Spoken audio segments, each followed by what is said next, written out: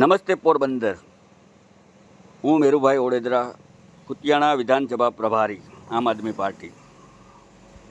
આપણા દેશના વડાપ્રધાન સ્વચ્છતાની ખૂબ મોટી વાતો કરે છે, સ્વચ્છતાના ખૂબ મોટા દાવાઓ કરે છે નરેન્દ્રભાઈ મોદી। હવે વાત મારે કરવી છે પોરબંદરના મેયર છાગરભાઈ મોદીની કે પોરબંદરની અંદર ખીજડી પ્લોટની અંદર મોટો ગાર્ડન બનાવ્યો, લાખો કરોડોના ખર્ચે ગાર્ડન બનાવવામાં આવ્યો। પણ મને હમણાં થોડા દિવસ પહેલાં જ મીડિયાના માધ્યમથી અને અમુક નાના સ્થાનિક લોકો દ્વારા વાત સાંભળવા મળી કે ગાર્ડનની અંદર ગાર્ડન આખો બનાવી દીધો। ત્યાં બેન દીકરીઓ, મહિલાઓ, બાળકો, વૃદ્ધો બધા ત્યાં એ ગાર્ડનની અંદર ફરવા માટે આવે છે, બેસવા માટે આવે છે। પણ એ એવડા મોટા ગાર્ડનની અંદર શૌચાલય માટેની કોઈ જાતની સુવિધા નથી, ત્યાં શૌચાલય જ નથી।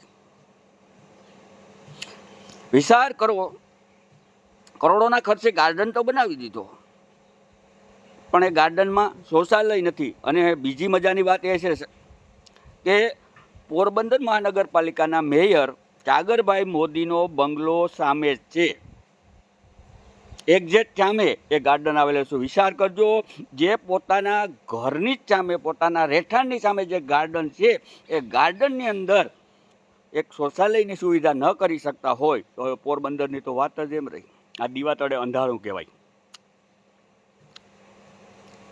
આજે 90 દિવસ થયા એ સિંહાસન પર બેઠા, મહાનગરપાલિકાના મેયર બન્યા, એને આજે 90 દિવસ થયા। 90 દિવસ થયા છતાં પણ એ શૌચાલય તો હાલો એને કોઈ કાયદા નિયમો નડતા હોય એટલે કદાચ એ શૌચાલય નથી બનાવી શક્યા, પણ એક મોબાઈલ વાન, જે ટોયલેટ વાન તો ત્યાં ઊભું કરી શકે કે જે આવતા બાળકો, મહિલાઓ એ બધા કુદરતી હાથે જવું હોય તો ક્યાં જાય?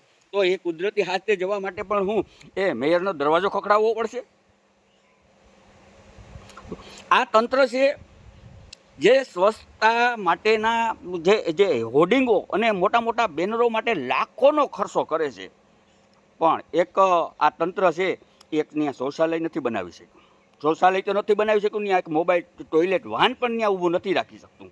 તો અમારે એ તંત્રને માગણી છે કે ટૂંક સમયની અંદર ત્યાં ટોયલેટ વાહનને કાં તો રાખવામાં આવે ને કાં શૌચાલય બનાવવામાં આવે। જો એ નહીં કરવામાં આવે તો ત્યાંના સ્થાનિક લોકો અને આમ આદમી પાર્ટી એ બાબતે જોરદાર વિરોધ પ્રદર્શન કરશે।